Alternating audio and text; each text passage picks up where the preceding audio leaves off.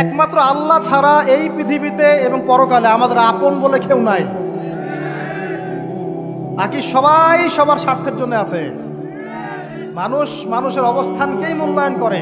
আমরা মারা গেলে পরে 40 দিন তারা আমাদেরকে মনে রাখবে কিনা সন্দেহ আছে। বিশ্বাস করছেন না? এই যে আমাদের অনেক আত্মীয় স্বজন মারা গেছে না, বছরে একটা বারো কি কবরস্থানে কেউ গিয়েছে? হয়তো যায়, মৃত্যুবার্ষিকী ওই দিন যায়, তাই না? দেখেন আমরা কিন্তু আস্তে আস্তে ভুলে গিয়েছি তাদের, আমরা ব্যস্ত হয়ে গেছি। ঠিক একইভাবে তারাও আমাদেরকে ভুলে যাবে। এই জন্যে আমি বারবার আপনাদেরকে মনে করে একটা কথা, আমার জীবন থেকে উপলব্ধি করি একটা কথা, যে একমাত্র আল্লাহ ছাড়া এই পৃথিবীতে এবং পরকালে আমাদের আপন বলে কেউ নাই। বাকি সবাই সবার স্বার্থের জন্য আছে। মানুষ মানুষের অবস্থানকেই মূল্যায়ন করে। মানুষ মানুষের অবস্থানকেই মূল্যায়ন করে। আল্লাহ রাব্বুল আলামিন আপনার ভিতরটাকে ভালোবাসেন। দেখেন আপনি যখন নামাজ পড়েন নাই, আল্লাহ পাক কিন্তু আপনাকে ধ্বংস করে দেন নাই।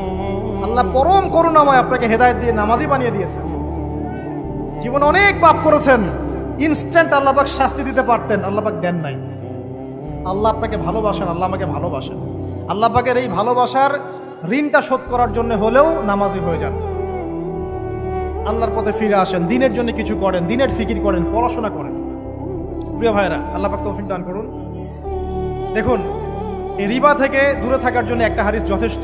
যে 4 শ্রেণীর মানুষকে আল্লাহ রাসূল সাল্লাল্লাহু আলাইহি ওয়াসাল্লাম লাআনত করেছেন, অভিশাপ দিয়েছেন। ইনশাআল্লাহ আজকের লেকচার যাদের কানে যাবে, আমরা যদি না খেয়েও মরে যাই, আল্লাহ পাক না খেয়ে মারবেন না ইনশাআল্লাহ। রিজিক আছে, খাবো ইনশাআল্লাহ।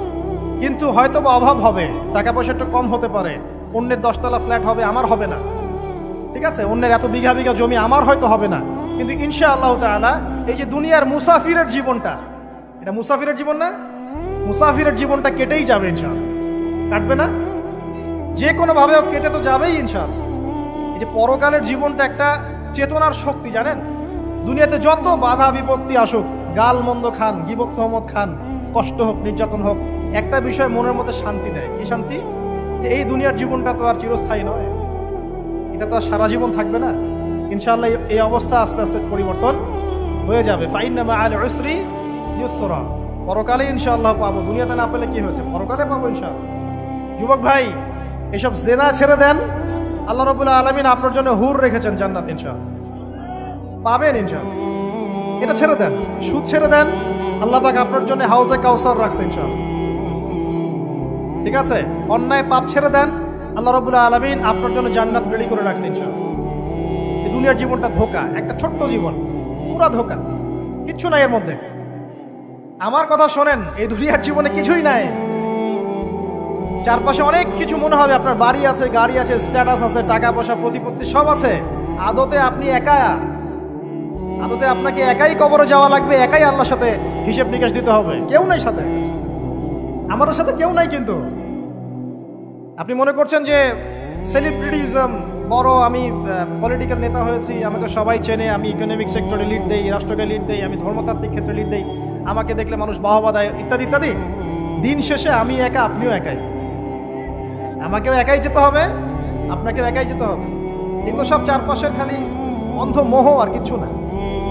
এই মোহের মধ্যে ঢুকে পড়বেন না, আল্লাহ পাক তৌফিক ইনায়াত করুন।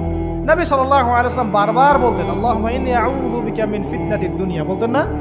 হে আল্লাহ, আমি এই দুনিয়ার ফিতনা থেকে তোমার কাছে আশ্রয় প্রার্থনা করছি। ওয়া ইন্নী আউযু বিকা মিন ফিতনাতিন নিসা, আমি মহিলাদের ফিতনা থেকেও আশ্রয় প্রার্থনা করছি। আরো দোয়া করতেন, আল্লাহুম্মা ইন্নী আউযু বিকা মিন আযাবিল কবর, হে আল্লাহ, আমি কবরের আযাব থেকে আশ্রয় প্রার্থনা করছি। ওয়া আযাবি জাহান্নাম, জাহান্নামের আযাব থেকে আশ্রয় প্রার্থনা করছি। ওয়া মিন ফিতনাতিল মাহইয়া ওয়াল মামাত, জীবন মৃত্যুর ফিতনা থেকে আশ্রয় প্রার্থনা করছি। ওয়া মিন শাররি ফিতনাতিল মাসিহিদ দাজ্জাল, এবং দাজ্জালের ফিতনা থেকে আশ্রয় প্রার্থনা করছি। দাজ্জালে পরে আসবো ইনশাআল্লাহ। দাজ্জাল নিয়ে আলোচনা করলে আবার কিছু মানুষ খারাজি ট্যাগ লাগাই দিতে পারে, ওই জন্য এদিকে আমি এখন যাচ্ছি।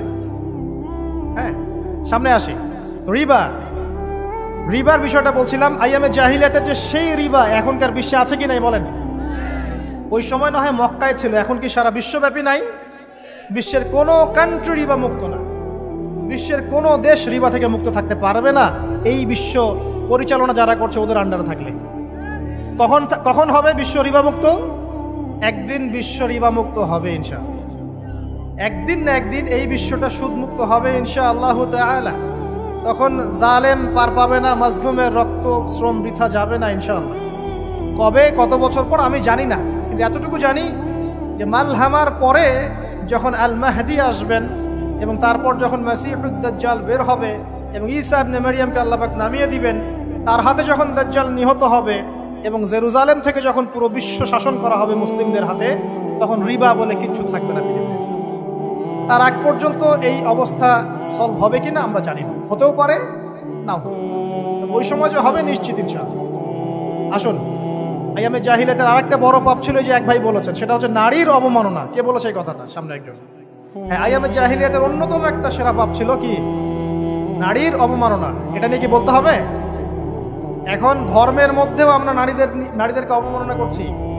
বহু নামাজি ব্যক্তি আছে আমাদের মধ্যে, দেখবেন বোনের সম্পত্তি দেয় নাই। মেয়েকে শিক্ষিত করতে চাচ্ছেন না। কেন চাচ্ছেন না? ওর কি অধিকার নাই শিক্ষার? আপনি কি জানেন যে আয়েশা রাদিয়াল্লাহু আনহার কাছে বহু সাহাবী হাদিসের তালিম নিয়েছেন, বহু হাদিস শিখিয়েছেন কে? মা আয়েশা রাদিয়াল্লাহু আনহা। তিনি যদি শিক্ষিত না হতেন শেখাতে পারতেন? তো মেয়েদের শিক্ষার দরকার আছে না? হ্যাঁ, কি বিষয় দরকার? তাদের উপযুক্ত পরিবেশ নিশ্চিত করতে হবে, নিরাপত্তা, পর্দা এগুলো নিশ্চিত করতে হবে। তারপরে মেয়েদেরকে আপনি অবশ্যই শিক্ষিত করুন। ঘরের কোণায় বসে রাখতে কে বলেছে? আপনি নিরাপদ পরিবেশ দেন, পর্দা দেন, তারা মাদ্রাসা যাবে, পড়াশোনা করবে। ঠিক আছে? আল্লাহ পাক আমাদের মা বোনদেরকে শিক্ষিত করার তৌফিক দান করুন, আমিন। ভালো ভালো কোয়ালিটি সম্পন্ন মহিলা মাদ্রাসা গড়ে তোলেন। আর মেয়েরা যদি শিক্ষিত না হয় তাহলে আমাদের বাড়ির বউরা শিক্ষিত হবে। আর বউ শিক্ষিত না হলে আপনি একা শিক্ষিত হয়ে লাভ নাই।